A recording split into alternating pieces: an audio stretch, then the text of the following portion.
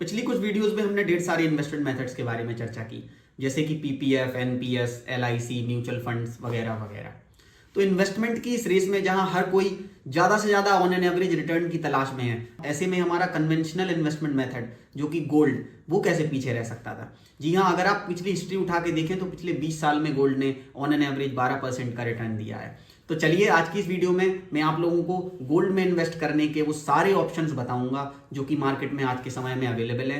कौन सी वो स्कीम आपके लिए बेहतर है जिसमें आप इन्वेस्ट कर सकते हैं। अवेलेबल ऑप्शंस में एक डीप कंपैरिजन में आपको करके बताऊंगा ताकि आप अपने लिए डिसीजन ले सकें कि आपको कौन सी स्कीम में इन्वेस्ट करना बेहतर रहेगा। ज़्यादा समय ना वेस्ट करते हुए मैं इस वीडियो को आगे बढ़ाऊंगा। चलिए शुरू करते हैं।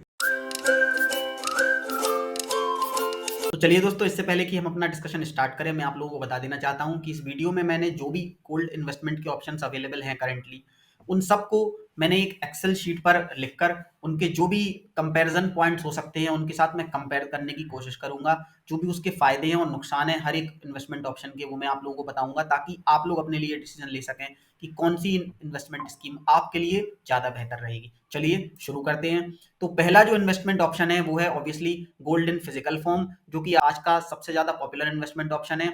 लोग गोल्ड को फिजिकल फॉर्म में परचेज करना पसंद करते हैं, लोग उनकी ज्वेलरीज बनवाते हैं। हाई लिक्विडिटी होती है बिकॉज कभी भी आप इसको चाहो तो बेच सकते हो और उसको कैश के रूप में वापस ले सकते हो, बट इसके कुछ कंसिक्वेंसेज भी होते हैं।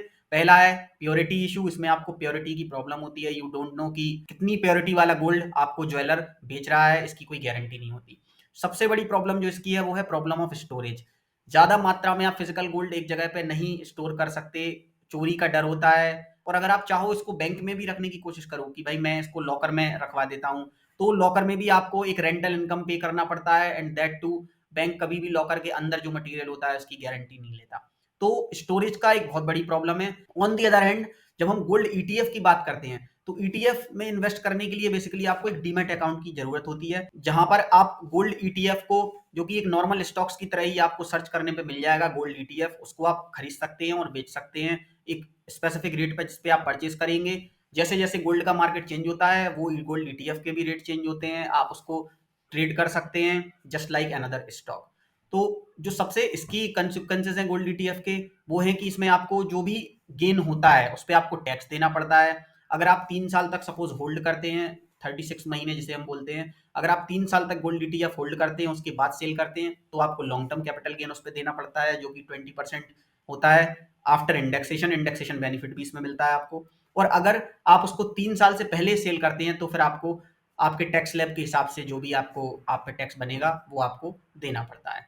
लेकिन इसमें आपको एक कोई भी स्टोरेज की प्रॉब्लम नहीं आती बिकॉज ये आपके एक्सचेंज ट्रेडेबल फॉर्म में होते हैं, डीमैट अकाउंट में आपको शो होते हैं। और ओनरशिप की तो प्रॉब्लम है ही नहीं बिकॉज ये आपको ही बिलोंग करता है डीमैट अकाउंट, तो दैट इज योर रियल, तो दैट इज दी ओनरशिप। अब बात करते हैं डिजिटल गोल्ड की। डिजिटल गोल्ड गोल्ड ईटीएफ से थोड़ा सा डिफरेंट है। डिजिटल गोल्ड में आपने कभी देखा होगा जैसे पेटीएम, फोन पे, कई सारी नई ऐसी एप्लीकेशंस आ गई हैं जो आपसे बोलती हैं कि गोल्ड परचेज कर लीजिए, 1 ग्राम 2 ग्राम आप उसमें गोल्ड परचेज कर सकते हो, उसमें प्राइस रियल टाइम चेंज होते रहते हैं।